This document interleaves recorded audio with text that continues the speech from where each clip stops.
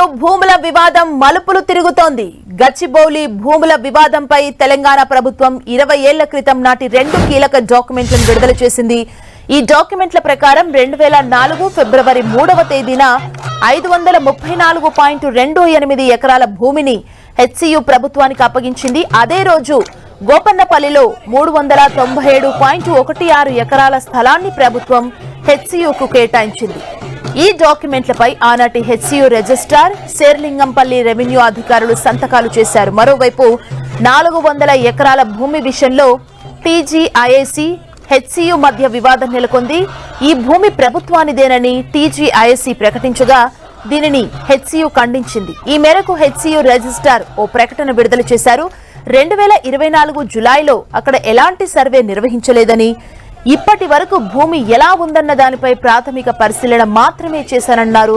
హద్దులకు అంగీకరించినట్లు టీజీఐఏసీ చేసిన ప్రకటనను ఖండిస్తున్నట్లు HCU registrar తెలిపారు.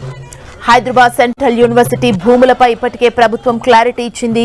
400 ఎకరాల భూమి ప్రభుత్వానిదేనని స్పష్టం చేసింది. ప్రాజెక్టులో సెంట్రల్ యూనివర్సిటీ భూమి లేదని పేర్కొంది. మరోపక్క బీఆర్ఎస్ ప్రభుత్వ అక్రమాలను వెలికితీసే పనిలో ఉంది కాంగ్రెస్ సర్కార్.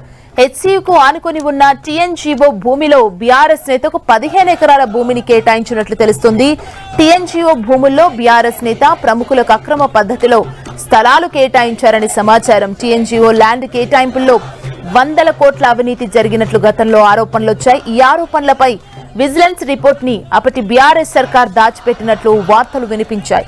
ఈ విజిలెన్స్ రిపోర్ట్ ని కాంగ్రెస్ సర్కార్ బయటకు తీసే అవకాశం ఉంది. బీఆర్ఎస్ నేతలకు కేటాయించిన భూములు బయటకు రాకుండా ఉండేందుకే హెచ్సియు వివాదం తెర మీదకు తెస్తున్నట్లు కాంగ్రెస్ ఆరోపణలు చేస్తుంది. భూముల వ్యవహారంలో ఆందోళన నిర్వహించిన 2 వ్యక్తుల్ని అరెస్ట్ చేసినట్లు మాదాపూర్ డీసీపీ వెల్లడించారు.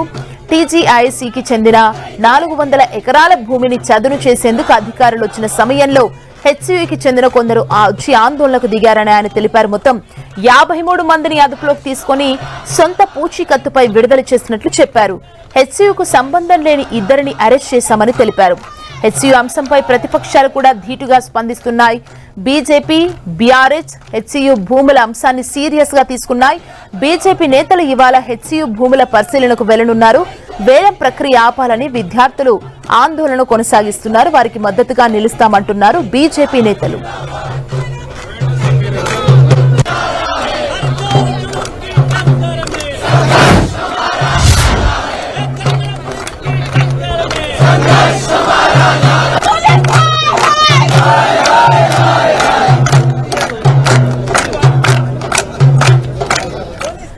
తెలంగాణ సర్కార్ కు బీజేపీ ఎంపీ ఈటల వార్నింగ్ ఇచ్చారు. హైదరాబాద్ సెంట్రల్ యూనివర్సిటీ రాష్ట్రానికే తలమానికమన్న ఈటల హెచ్సియు భూముల వేలం నిర్ణయాన్ని వెనక్కి తీసుకోవాలని ప్రభుత్వాన్ని హెచ్చరించారు. లేదంటే ప్రత్యక్ష చర్యలతో రంగంలోకి దిగుతామని హెచ్చరించారు. భూములమ్మి అప్పులు కట్టాలన్న నీచమైన ఆలోచనలు సీఎం రేవంత్ రెడ్డి చేస్తున్నారని ఆగ్రహం వ్యక్తం చేశారు. సీఎం రేవంత్ అన్ని తిరోగమన నిర్ణయాలే తీసుకుంటున్నారన్న ఆయన హెచ్సియు విద్యార్థులపై దాడిని తీవ్రంగా ఖండించారు.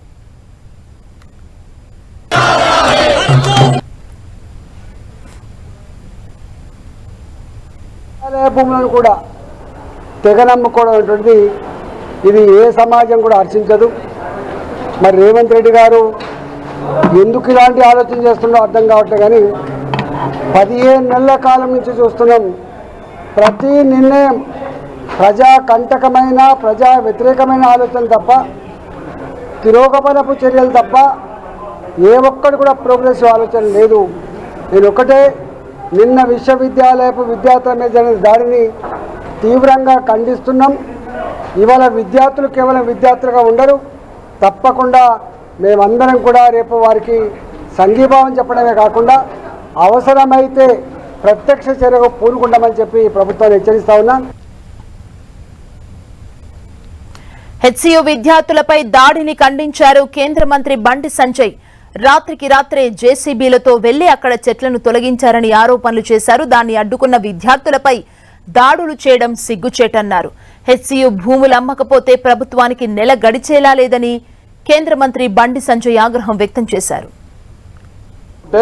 తెలంగాణ రాష్ట్రాన్ని పాలించే స్థితిలో కాంగ్రెస్ ప్రభుత్వం లేదు.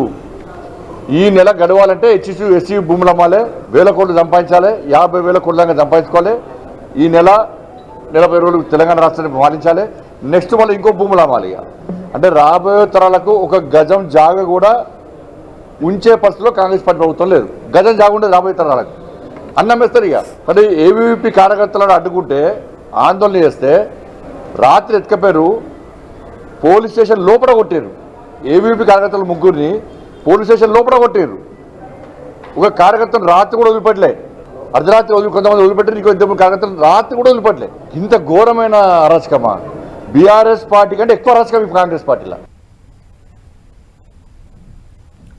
ఫ్యూచర్ సిటీ పేరుతో హైదరాబాద్ సెంట్రల్ యూనివర్సిటీలో ఉన్న 400 ఎకరాల భూములపై సీఎం రేవంత్ రెడ్డి కన్ను పడిందని బీఆర్ఎస్ వర్కింగ్ ప్రెసిడెంట్ కేటీఆర్ విమర్శలు గుప్పించారు. 400 ఎకరాల భూములమ్మి 30,000 కోట్ల రూపాయలను సేకరించి